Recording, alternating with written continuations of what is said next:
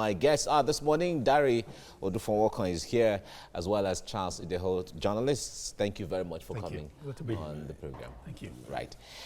Let's begin with The Nation newspaper now. 3 governors, ministers in race for Buhari's cabinet.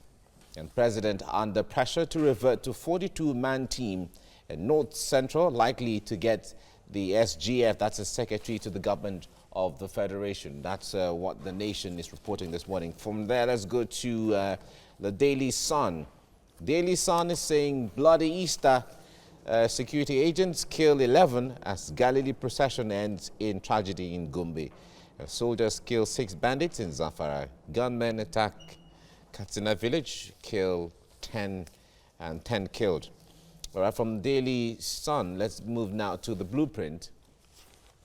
The Blueprint is saying Niger community, 4 babies, 8 nursing mothers kidnapped. Family helpless, can't raise 800 million naira ransom.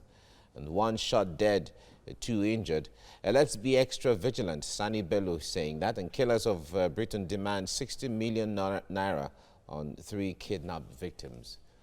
Right, that's from the Blueprint, and certainly we'll be talking about that shortly. Investors shun bank shares despite 720 billion naira profit.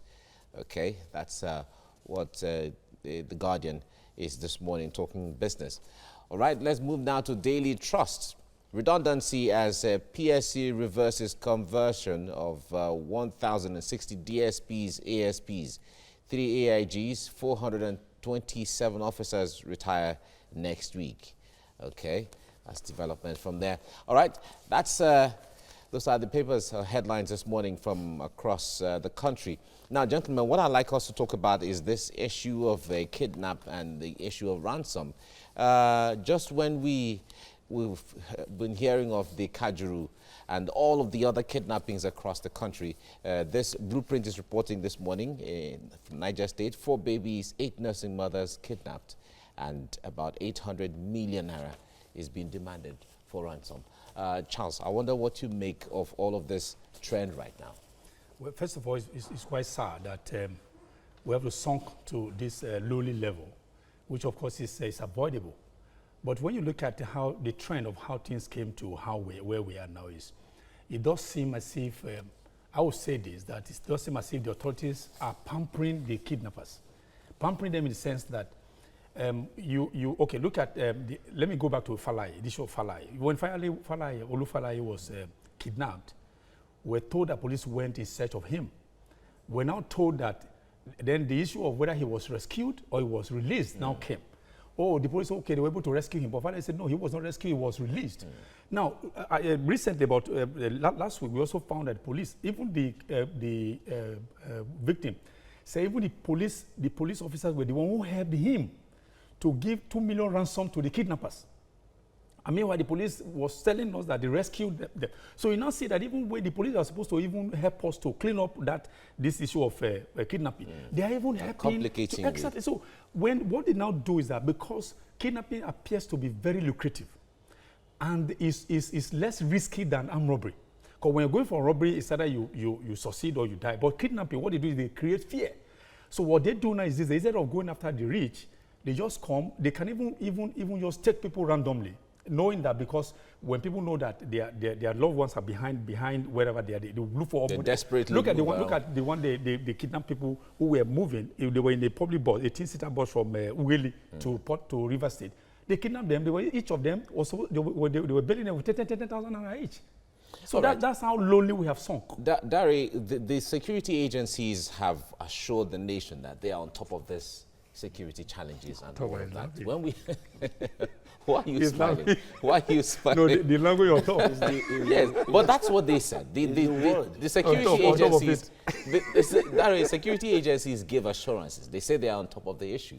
That's why I smiled. Why are you smiling? All right, go ahead. We've had these words assured on top for so long concerning the kidnaps that they're beginning to sound like their rhetorics. It is unfortunate that, like Charles said, we are where we are now. You will recall that when all this started, I think the problem with us in this country is we tend to allow things escalate before either taking action or even agreeing that these are problems. I'll tell you something. It's also as if some people somehow, this is not proven, but it appears so, benefits from these rancors and crises and chaos. How would anyone benefit from that? Otherwise, one will expect that security agents, they have the assignment, the duties of nipping crimes in the bud before they become too, big. Hydra-headed, as the case may be. But what do we have in this case? You recall that kidnapping started like a southeastern affair. Even south-south. South-south.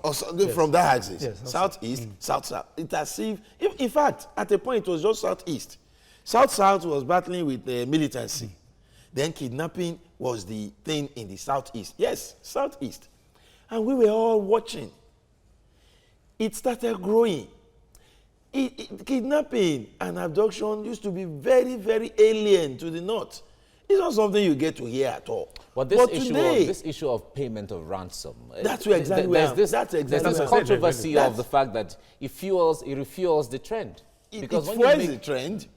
That's exactly where I'm going. It fuels the trend because we allowed people to see it as lucrative. It's very lucrative. We allow people to see the kidnapping as less dangerous than armed robbery and other violent crimes. Then also, what has been our handling of those who have been caught? Look at this, the fanfare, the ceremonious manner we are handling Evans. Don't you think is near star status as it's? Well, he's termed billionaire kidnapper. I mean, look at this. Right. Look at the celebration we gave him. This obviously will encourage others. All right, we have to leave it here now. We have to leave it here now, and I believe that the security agencies are watching and following up on this, and with the assurances that they are on top of the issue. They are watching and they are yes, they are giving assurances. They are on top and they are watching. Yes.